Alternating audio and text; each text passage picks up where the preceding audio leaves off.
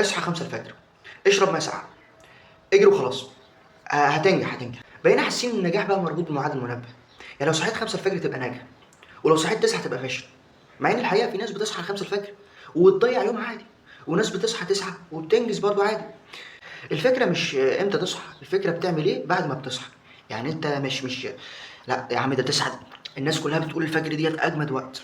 يعني لو صحيت بدري عشان تشتغل على نفسك يا عم ممتاز بيرفكت، بس لو صحيت بدري بس عشان تصور ستوري انك صاحي فدي مش انتاجيه، دي اسمها لقطه وشو.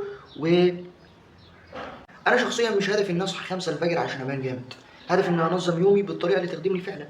يعني لو عندي مذاكره يبقى فوكس، لو بدور الانجليش بتاعي يبقى براكتس، لو بصنع المحتوى برضه بتاعي يبقى كرييت.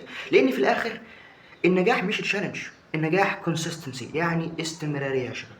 استمراريه يا جماعه والله، مش اي حاجه. فبدل ما تسال نفسك اصحى كام ولا افضل ميعاد اصحى فيه، اسال نفسك انا نمت كويس، يومي متنظم ولا لا، بعمل حاجه تقربني لهدفي. ممكن تصحى 5 او 8 او حتى 10، بس المهم ما تصحاش تايه، المهم تصحى وانت عارف انت هتعمل ايه، عارف يومك هيبقى ماشي ازاي. الساعه اللي هتصحى فيها مش هي اللي هتحدد مستقبلك، عاداتك هي الريال جيم بتاعك، يعني اللعبه الحقيقيه بتاعتك. فلا مش لازم تصحى 5 الفجر عشان تنجح، بس لازم تصحى وتبقى عارف انت صاحي ليه. بس يا جماعه دي كلمتين انا شايفهم بامانه صراحه، وبشوف ناس كتير بترغي في الموضوع ده، وانت لازم تصحى الفجر.